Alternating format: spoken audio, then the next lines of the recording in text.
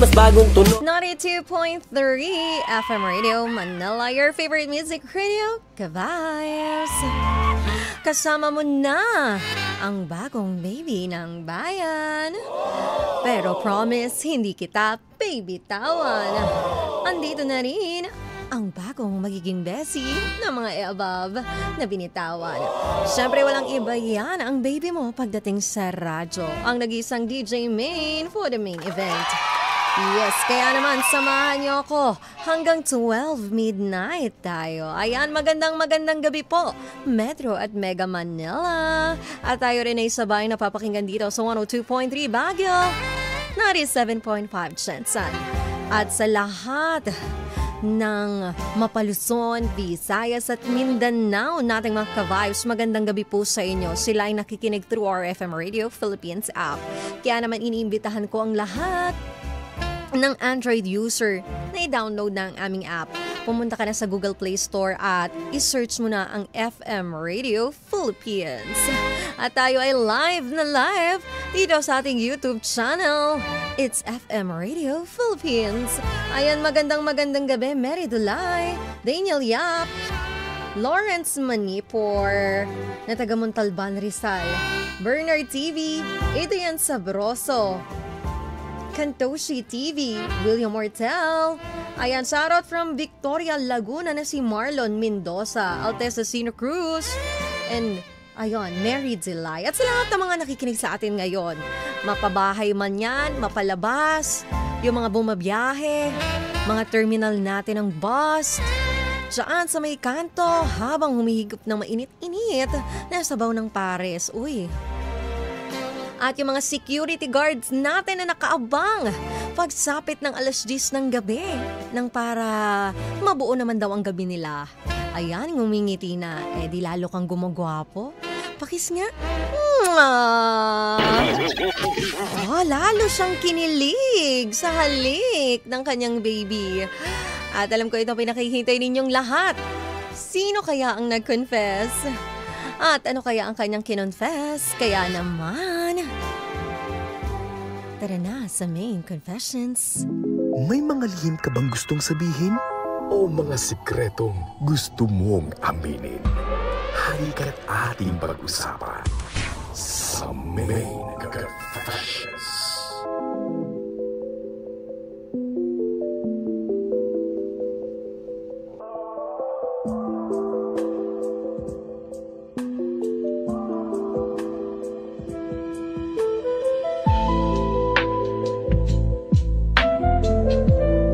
Oras na para ilahad ang lihim na dapat mabunyag.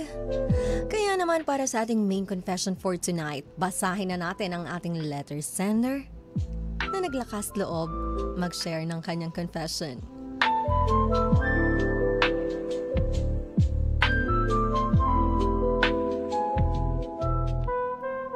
DJ Main Francisco ang tunay kong pangalan. Kiko sa mga kabarkada at katrabaho, 28 years old.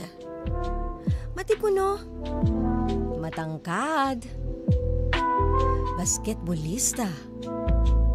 Kung looks ang pag-uusapan ay hindi naman ako magpapahuli sa datingan. Isa akong merchandiser o dicer sa isang malaking supermarket. Nasa high school pa lang ako ay habulin na talaga ako ng mga babae at mga miyembro ng LGBTQ. At talaga namang mai-in love ka sa akin kapag ako ang nakita mo. At lalo pag ako ay nakasama mo. Natural sa akin ang pagkagwapo at nadala ito hanggang sa nagkatrabaho na ako. Minsan nang ako ay naka-dinner break sa trabaho, lumapit sa akin ang isa kong kapwa dicer na babae. Nagbiruan kami nang biglang napunta ang usapan tungkol sa sex. Sabi niya sa akin na gusto daw niya akong tikman. Pabiro kong sinagot at sinabing, madali lang naman akong kausap, sabay tawa. Ang hindi ko inakala ay ng oras na ng uwian ay napansin ko siya na hinihintay ako. Nagulat ako nang sinabi niyang nag-book siya sa isang motel para matikman niya lang ako.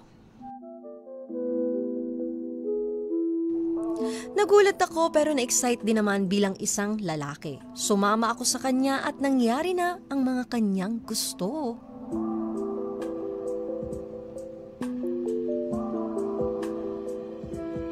Sa mga sumunod na araw, biglang dumami ang mga dicer na babae at mga hindi tunay na babae ang bumabati sa akin nang nakangiti. Marami na ring nakikipagbiruan sa akin na ang sinasabi, patikim naman. Dumami rin ang mga indecent proposals na nakukuha ko sa aking mga social media accounts. Ang hinala ko ay ikinuwento ito ng babaeng aking pinagbigyan at ikinuwento ang nangyari sa amin. Ito ang dahilan kung bakit ako sumulat sa iyo, DJ Main. Ano po ang aking gagawin? I-entertain ko ba ang mga indecent proposals at mga imbitasyon nila sa akin?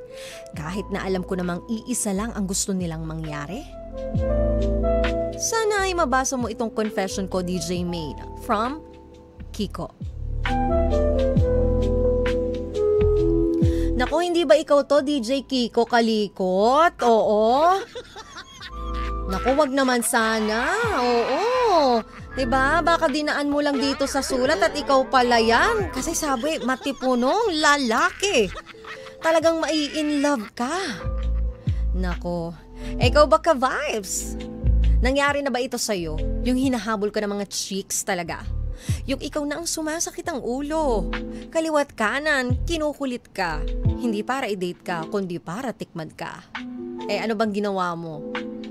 Nag-no ka ba? O lumaban ka din?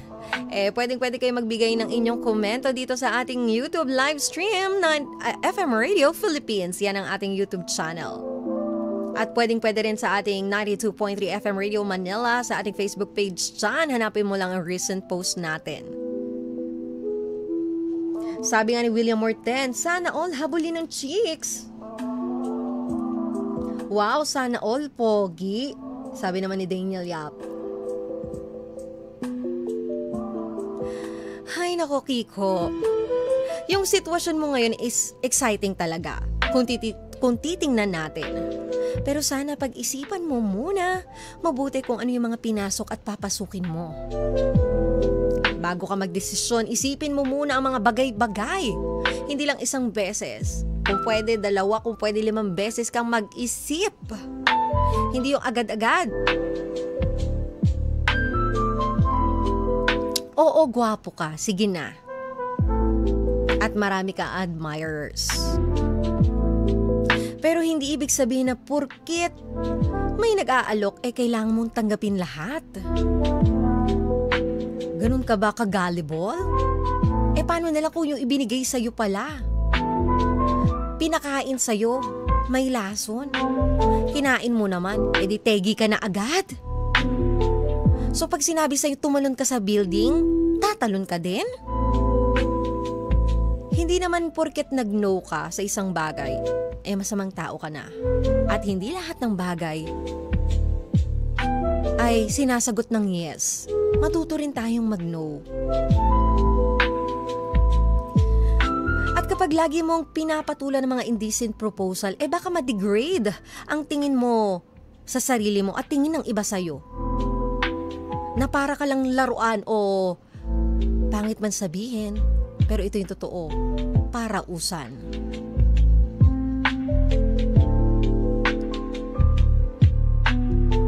Respetuhin mo yung sarili mo nang sa ganun, respetuhin ka din ng mga taong nakapaligid sa'yo. Kasi yung respeto magsisimula yan sa'yo.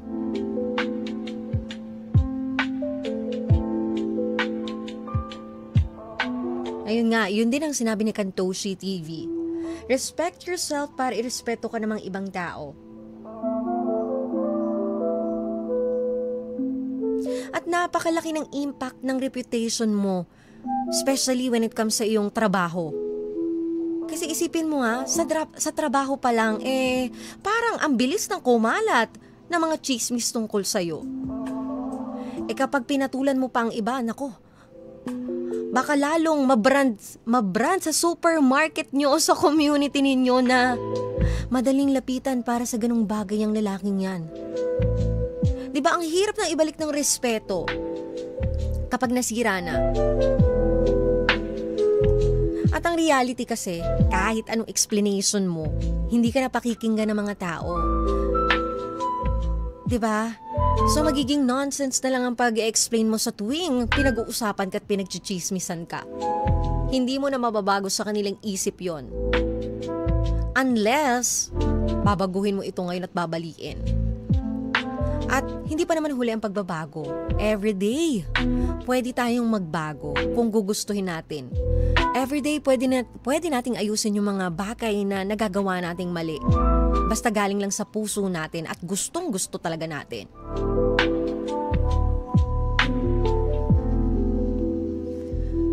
Sabi nga ni Daniel Yap, tama, hindi naman kailangan mag-yes palagi sa mga bagay-bagay. Totoo, di ba? Ganun talaga tayo mga Pinoy. Parang ang hirap sa atin mag-no.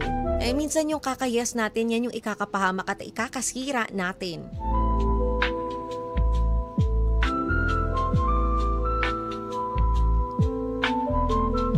At hindi lang yan, Kiko, ha?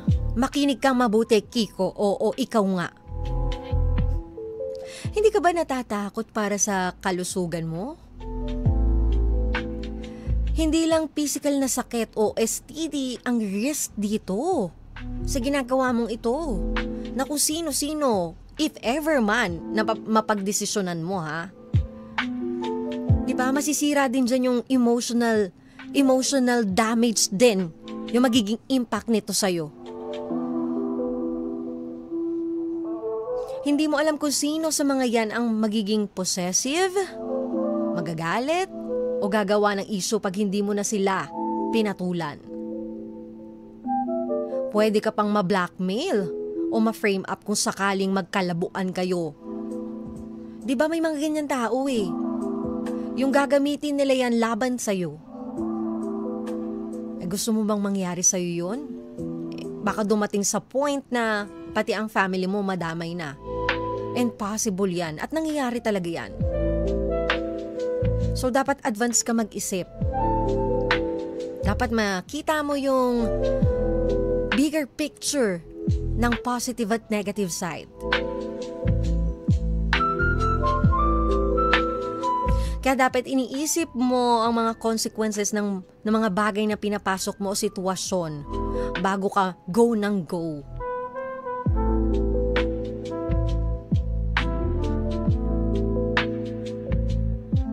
Ito nga sabi ni William Wortel, huwag lang siyang panay tikim, hirap yan, baka magkasakit ka palalo niya. Totoo, no?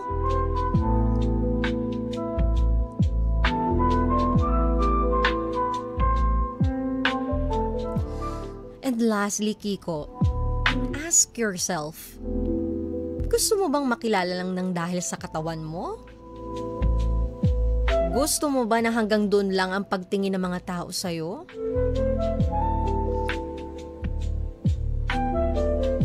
Di ba ang sarap pa rin tingnan? Ako as babae, ito naman para sa babae. Mas na-appreciate ko kapag ako, yung kaharap kong tao, kung sino man yan, nakakasalubong ko o first meet ko, ang unang tinitingnan sa akin mukha kaysa katawan. Di ba gusto mo ba yun? Na nagugustuhan ka lang, ang tinitingnan agad sa'yo yung nasa baba, Kiko? Sinusukat na ng kanyang mga mata. Di ba parang ang sakit nun? Hindi man lang nakita yung itsura mo. Hindi mo na tiningnan yung mukha mo, dun agad sa baba. Di ba? Ganun ka kababa o klase ng tao kung ipupush mo pa rin to at yan yung magiging kasanayan mo. Yung makipag-meet, pumayag sa lahat para lang matikman ang katawan mo. At hindi mo ikakagwapo yan. Oo, sige, sabihin na natin physical appearance, gwapo ka na, oo.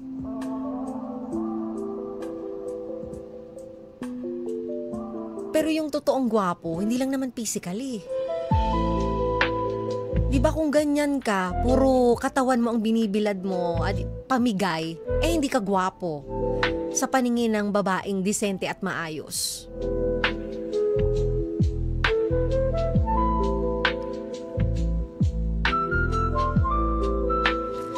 May pangarap ka eh. Di ba? May pangarap ka bang magseryoso sa buhay? Career, pamilya, or personal growth? Eh bakit ipupush mo ito o bakit mo gagawin itong bagay na ito kung may pangarap ka naman pala? Ang babaw mo naman mangarap. Kung ang pangarap mo ay matikman ka lahat ng babaeng makikilala mo o kung sino man.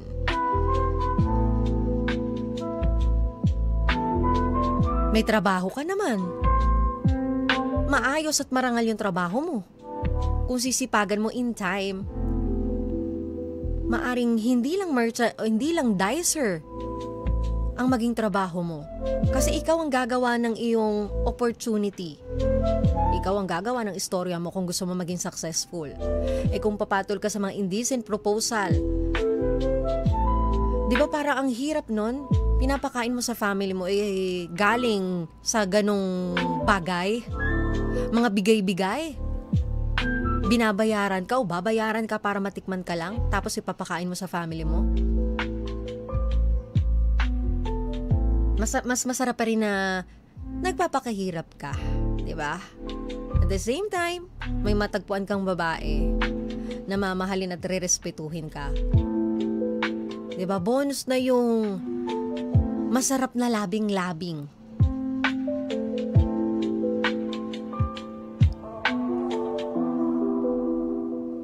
Sabi ko nga, masarap gawin kasi yung mga ganyang bagay kapag mahal na mahal mo ang isang tao. Hindi yung parang turing sa'yo laruan. Pinagpapasapasahan ka na lang. Kaya mag-isip-isip ka, Kiko.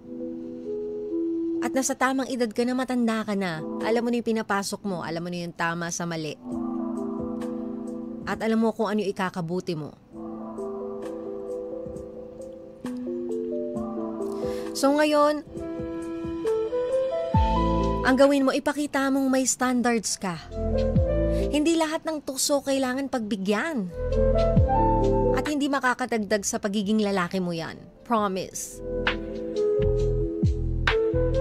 Maging mahinahon ka sa mga taong nag-o-open up sa'yo ng mga ganito, mga indecent proposal.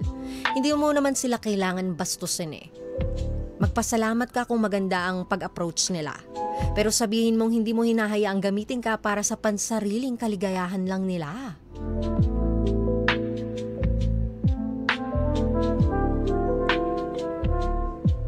Piliin mo yung relasyon na may respeto. Hindi yung gusto ka lang nila dahil sa physical satisfaction na makukuha nila sa'yo. Maghanap ka ng tunay na may respeto sa'yo. Hindi lang sa katawan mo kundi sa buong pagkatao mo.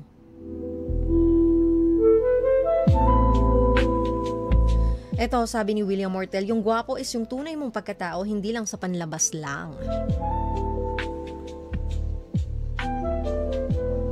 Kiko, kung susunod ka lang sa mga init ng katawan nila ngayon, eh panandali ang sarap lang ang kapalit niyan.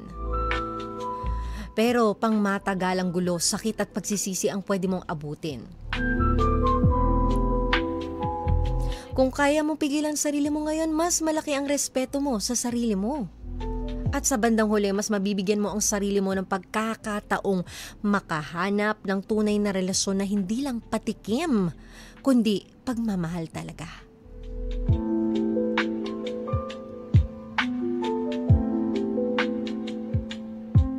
Ang tunay na lalaki ay hindi nasusukat sa dami ng natikman. Dahil ang tunay na lalaki ay nasusukat kundi sa halaga ng pinili niyang mamahalin.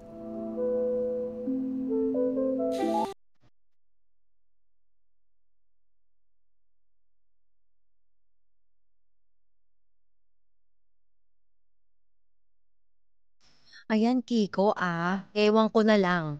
Sobrang real talk na yung ginawa ko sa'yo, Sana magbago ka na. Sana itama mo na yung mga nagawa mong mali. Habang hindi pa huli. Bigyan mo ng respeto ang sarili mo. Mahalin mo ang sarili mo. Nang sa ganon, respetuhin at mahalin ka din mga taong nakakasalamuha mo.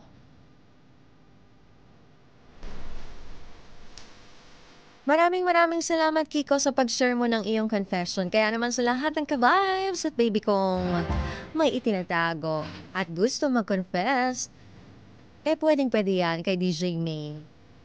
Kasi nahihirapan tayo i-share yan sa family at friends natin. Pagtatawanan lang tayo. Tutuksuhin. Papagalitan.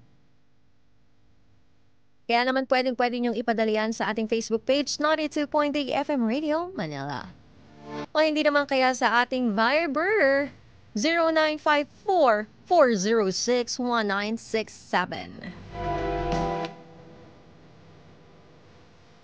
Maraming salamat sa lahat ng nakinig. At kung ikaw ay relate dito kay Kiko, alam mo na kung anong gagawin mo, ha? Huwag matigas ang ulo. Hindi lahat ng bagay ay nilalaban. Okay? At hindi ka masamang tao pag nag-no ka. Maraming salamat at gusto ko din pasalamatan Uy Dental Clinic, Vanity Lounge Aesthetics, Isabero Microblading, Horticultural by Carl Dana, Spink Philippines, Zebra Helmets Philippines, Imprint Customs. At pwedeng-pwede nyo ako i-follow sa aking mga social media accounts, Facebook page, YouTube at Instagram, Main Eugenio.